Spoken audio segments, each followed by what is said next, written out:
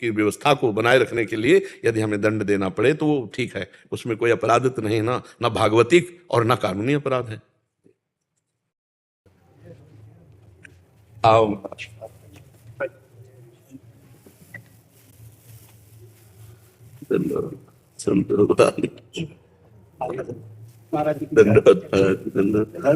बहुत कृपा करी आज दर्शन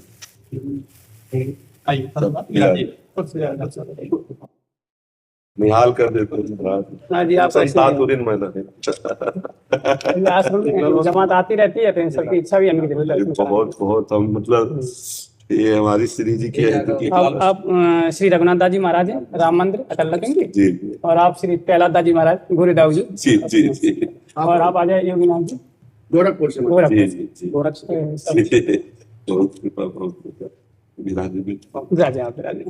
हम थोड़ा दर्शन कर ले सबके। एक लाल वस्त्र महाराज जी को, एक दुपट्टा इनको, सब संतों गुरुदेव जी, सुदामा कुटी, सब हमारे वृंदावन की ऐसी निधियां हैं जहाँ संतों की सेवा होती रहती है। हनुमान टिकरी सब पुराने वो स्थान है जहाँ कोई भी संत भूखा चला जाए तो भोजन मिल जाएगा, वास मिल जाएगा। क्या है जी, संतों का मिलन, ये संत मिलन संत जग नाए, इससे बढ़कर के आनंद कुछ है नहीं है। जो भगवान कृपा करते हैं तब संत समागम प्राप्त होता है। जब द्रवहि दीन दयालु राघो तो साधु संगति पाइए। संतों का मूर्तिमान भगवान सबरी जी को आदेश कर रहे हैं प्रगट स्वयं श्रीमुख से कि मेरी भक्ति सातवीं है, सातों सम मोहिमय जग देखा मोते अधिक संत कर लेखा। ये बहुत बड़ी विचारणी बात है। श्री भगवान कितने सामर्थ्यशाली, भला उनके समान कोई हो सकता है? भगवान के समान कोई नहीं हो सकता। तो हम लोग भगवान के तो शरणागत है, लेकिन भगवान कितना दुलार करते हैं अपने दासों का। कह रहे मोते अधिक, मेरे से भी अधिक जो मेरे से, ये मेरी सातवीं भक्ति, सातों सम मोहिमय जग देखा मोते अधिक संत कर लेखा। भगवान अपने दासों को बहुत प्यार करते हैं, इसीलिए गोस्वामी जी कहते मोरे मन प्रभु विश्वासा राम ते अधिक राम कर दास। जब संतों का मिलन हो जाए तो समझना चाहिए भगवान की हम पर बहुत कृपा दृष्टि है, करुणा दृष्टि है। उन्हीं की करुणा दृष्टि से संत समागम होता है। और संत समागम में भगवत चर्चा, भगवान नाम चर्चा, भगवत महिमा, इसके सिवा अन्य जो हुआ तो फिर उसे संत समागम नहीं कहते। भगवान ने कहा है मेरे ही गुणों का गान करना, बोधयंता परस्परम कथयंति च माम नित्यम तुष्यंति च रमन्ति च। जो मेरे को प्राण अर्पित किए हुए संत जन है, मदगत प्राणा मत चित्ता, मेरे में चित्त को अर्पित किए हुए हैं, मेरे में प्राण को अर्पित किए हुए हैं, वो जब मिलेंगे तो मेरी ही चर्चा करेंगे और मेरी ही चर्चा में रमयंति च तुष्यंति च, उसी में आनंदित होते। जब हम प्रभु की अपनी चर्चा करते हैं स्वामी की तो रोम रोम पुलकित हो जाता है अपने स्वामी। और उस पुलकित अवस्था को ही भगवत तत्व का अनुभव करने वाले महापुरुष, उस पुलकित अवस्था में जिस समय गदगद कंठ नयन बहा नीरा, उस पुलकित अवस्था के आनंद को ही भगवदानंद कहते हैं। अन्यथा जीव को आनंद कोश से आनंद मिलता रहता है। जैसे अन्न में कोश, प्राण में कोश, मनो में कोश, विज्ञान में कोश है ना, इन कोशों से एक आनंद में कोश है। उससे आनंद सिंधु का आनंद तब माना जाएगा जब भगवत चर्चा करते हुए, भगवत नाम जप करते हुए, भगवत गुणानुवाद सुनते हुए रोमांच हो जाए, अश्रु बहने लगे और गला अवरुद्ध हो जाए। तब समझे कि अब परमात्मा तत्व की जो आनंद अनुभूति है, अब कनेक्शन जुड़ा प्रभु से। अब आनंद सिंधु से जुड़ा, आनंद कोश से नहीं आ रहा, ये आनंद स्रोत से आ रहा है, जो आनंद सिंधु सुख राशि। और उसी का जीवन पावन है जो प्रपंच की वार्ता का त्याग करके केवल भगवत चर्चा, जहां कटुता आएगी चर्चा में वो भगवत चर्चा नहीं हो सकती। केवल भगवान का नाम जस, भगवान के गुण, भगवान की रूप, भगवान की लीला, भगवान के दासों की चर्चा, इसके अलावा जो चर्चा है वो सब निषेध है। भगवत प्रेम मार्ग में वो निषेध है। उस वो जो चर्चा हो तो कान में अंगुली डाल लेनी चाहिए। जहां विशेष प्रकार की राग द्वेष, संगोष्ठी का मतलब जब भगवत चर्चा हुई तो पूरी सभा आनंद में अपने को भूल गई, अपने को भूल गई, प्रभु की स्मृति में तन्मय हो गई। वो साधु समागम, वो साधु समागम जहां अपनी विस्मृति होकर भगवान की स्मृति में आ गया। तन्मया, भगवान की श्री सुखदेव जी महाराज जो चरित्र सुना रहे हैं वही सूत जी महाराज 88,000 ऋषियों को सुना रहे हैं। तो शौनक जी मुखिया हैं, वो कह रहे हैं यज्ञ करते करते हमारी जटाएं धूमिल हो गई, हमें वो आनंद नहीं मिला। हे सूत जी, आपके मुख से श्री भगवान की लीला कथा सुनकर जो मुझे आनंद प्राप्त हो रहा, वो यज्ञ करके जटाएं धूमिल हो गई, आनंद नहीं। 88,000 ऋषि बैठकर पुलकित होकर भगवान की चर्चा सुनते। तो जब कभी समागम हो तो सिर्फ भगवान की चर्चा। हमारी आराधना के 4 क्षेत्र हैं, नाम रूप लीला धाम। या तो नाम महिमा चल रही है, या तो भगवान की रूप माधुरी का वर्णन हो रहा है, या भगवान की लीला माधुरी का गुण धाम महिमा, इसी में हमारी चित्तवृत्ति रहे। 4 में से एक निष्ठा जागृत हो जाए, चाहे धाम निष्ठा, चाहे नाम निष्ठा, या लीला गुण श्रवण निष्ठा, या फिर रूप निष्ठा। पर रूप निष्ठा तभी आएगी जब नाम निष्ठा आ जाएगी, क्योंकि देखिए रूप नाम आधीना। अगर नाम नहीं जप है तो भगवान के रूप का ध्यान नहीं हो सकता। नाम जप ऐसा पवित्र अंतःकरण करता है और भगवान के रूप को खींचकर प्रकाशित कर देता है। जितना अधिक नाम हम जप करेंगे, अधिक क्या चाहिए तो ऐसा कि कभी छूटे ही ना। हर जैसे हम श्वास रुकने लगे तो प्राण व्याकुल हो जाए, ऐसे ही भगवान का नाम अगर रुक रहा है किसी बात से तो हमारे अंदर व्याकुलता हो जाए। तद विस्मरणेन परम व्याकुलतेति, भगवान का जहां विस्मरण होने की संभावना मात्र हो वहां ऐसे व्याकुल हो जाए जैसे मछली को जल से अलग करे तो प्राण उसके व्याकुल हो जाते हैं। और सतत भगवान के नाम का स्मरण तो धीरे धीरे फिर रूप प्रकाशित होता है। और रूप जहां प्रकाशित हुआ कि चित्त मन सब चुरा लेता है, ऐसा रूप है। जैसे परम ज्ञानी जनक जी जब श्री रघुनाथ जी के रूप को देख रहे तो कह रहे इन्हें ही बिलोकत अति अनुरागा, बरबस ब्रह्म सुख ही मन त्यागा। ब्रह्माकार वृत्ति श्री जनक जी महाराज की, वो कह रही है कि रूप कैसा, शब्द स्पर्श रूप रस गंध विजयी श्री जनक जी महाराज, उनको राम जी के रूप ने ऐसा आसक्त कर लिया कि बलात् ब्रह्माकार वृत्ति छूट गई और रामाकार वृत्ति हो गई। राम जी के रूप में आसक्त हो गए। और वो कह रहे हैं विश्वामित्र जी से कि सहज विराग रूप मन मोरा, मेरा मन वैराग्य स्वरूप ही है।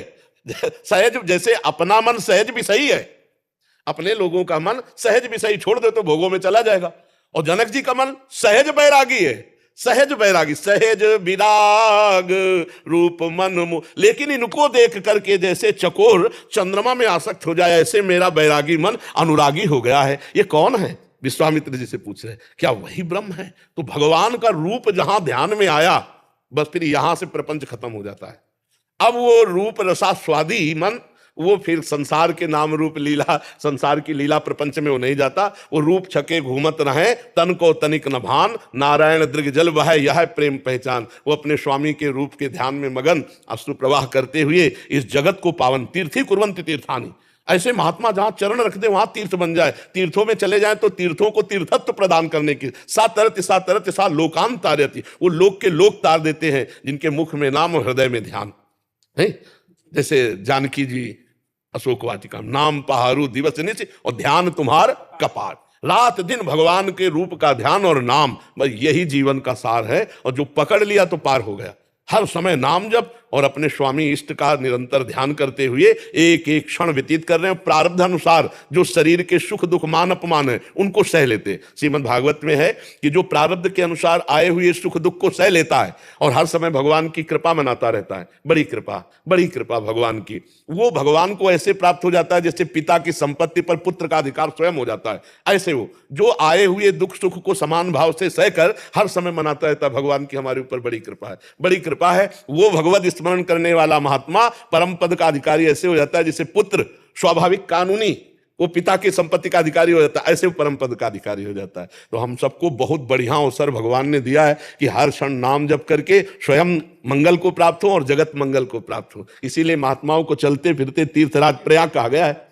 मुद मंगलमय संत समाजू जो जग जंगम तीर्थ राजू। हाँ, दर्शन संभाषण कुछ ले ले या कुछ दे दे, हर तरह से परम मंगल करने वाले दरस परस अगनाश बास निज संग करो दिन, जो दर्शन मात्र से संभाषण मात्र से पापों का अपहरण करके जीव का परम मंगल करते हैं वो संत भगवान। ये तो बड़ी कृपा होती है जब संत समागम प्राप्त होता है।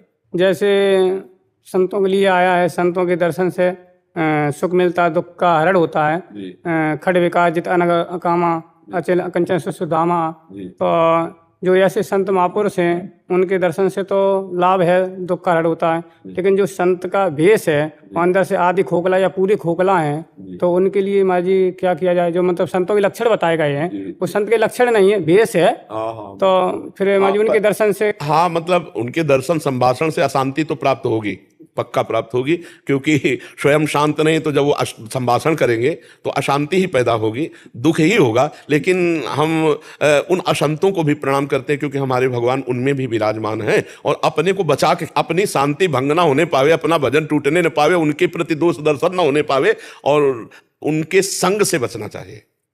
हाँ, ये मतलब जाके संग कुमति मति उपजय करत भजन में भंग तजोरे मन हरि विमुखन को संग। और गोस्वामी जी कह रहे हैं जाके प्रिय न राम वैदेही तजिए ताहि कोटि बैरी सम यद्यपि परम सनेही। चाहे वो जो वेश धारण किए हों, अगर उनके संग से हमारे रघुनाथ जी के भजन में बाधा पड़ती है तो हम फिर उनका त्याग करते हैं, हम उनका संग नहीं करते हैं।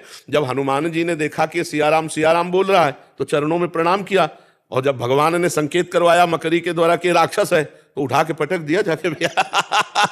तो हाँ, कोई बिरला ऐसा संत है जो भगवान की प्राप्ति के लिए चलता है, और जो भगवान की प्राप्ति के लिए चलता है तो चाहे वो लड़खड़ा भले जाए पर भगवान गिरने नहीं देते। करो सदा तिनके रखवारी जिमि बालक राखे माँ। और अगर उसमें अवगुण भी है, लक्ष्य भगवान है और अवगुण भी है, तो भी वो पार हो जाएगा। जन अवगुण प्रभु मान न काऊ दीन बंधु अति मृदुल, पर लक्ष्य भगवान होना चाहिए। अगर भगवान लक्ष्य नहीं बने, वो भंडारा लक्ष्य बन गया या रुपया लक्ष्य बन गया तो वो कपट वेश माना जाएगा, वो कपट वेश माना जाएगा, क्योंकि भगवान लक्ष्य नहीं। और भगवान लक्ष्य है, हम कह रहे हैं आप पड़े रहो और खाओ प्रभु की जूठन, तो आप कुछ न कुछ रामकृष्ण तो बोलोगे ही बोलोगे, क्योंकि भगवान के सहारे पड़े हो, उसी से बेड़ा पार हो जाएगा। और जो वास्तविक संत जन है उनका तो हृदय मान ही नहीं सकता, बिना भजन के वो तो जी नहीं सकते। जैसे हम श्वास के बिना प्राण हमारे नहीं रहेंगे, ऐसे भजन के बिना हम नहीं जी सकते, क्योंकि उनका लक्ष्य ही भजन है ना। वो एक क्षण भी विस्मरण सह नहीं सकते भगवान का।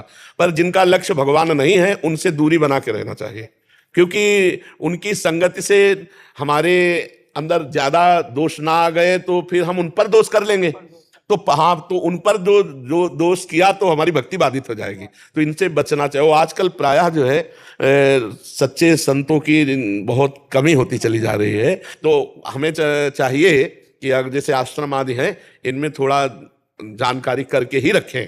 हाँ, जैसे कोई आधार कार्ड, हाँ बिल्कुल, क्योंकि ऐसे खा के चले जाओ बात अलग है, लेकिन टिकना है तो पक्का प्रूफ होना चाहिए। तो ये चीजें थोड़ा जानकारी करके ही आश्रम में, और दूर रहे ऐसे जनों से जहां दिखाई दे, तो यही है। पर भाव वहां भी ना बिगड़ने पावे, क्योंकि हमको सिय राम में सब जग जाली करो प्रणाम जोरी जुग पाली। अपना मार्ग है सब में भगवत भाव करना, वो आचरण भी है तो भगवान देख लेंगे, अपने आप संभाल देंगे, उनको भी सद्बुद्धि देंगे। कभी न कभी तो रघुनाथ जी की कृपा उन पर भी होगी, सद्बुद्धि आएगी और वो भगवान के मार्ग में चलेंगे। आज झूठे बने हैं तो कल सच्चे बन जाएंगे। अगर झूठे से भी भगवान का दासत्व ले लिया तो भगवान कह रहे जो कोई भक्ति करे कपट से उसको भी अपनाऊं, साम दाम और दंड भेद से सीधे रास्ते लाऊं, नकली से बनाऊं असली, नकली से बनाऊं असली, यही तो मेरे मन में ठनी भगत मेरे मुकुट बड़ी। झूठे भगत बन जाओगे तो एक दिन सच्चे भलाई देंगे, और हम सब वैसे ही है।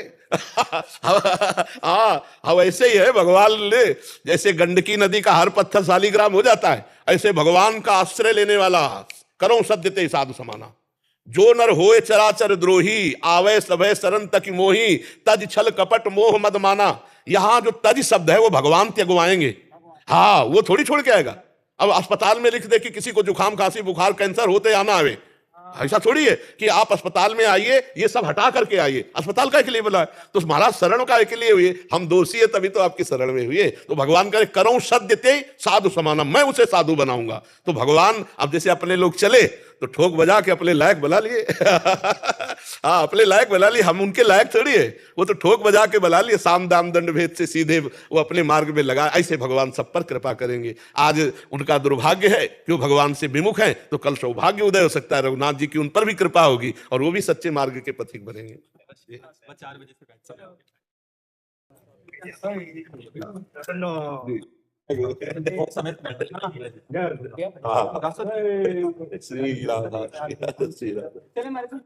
श्री राधा रानी सरकार की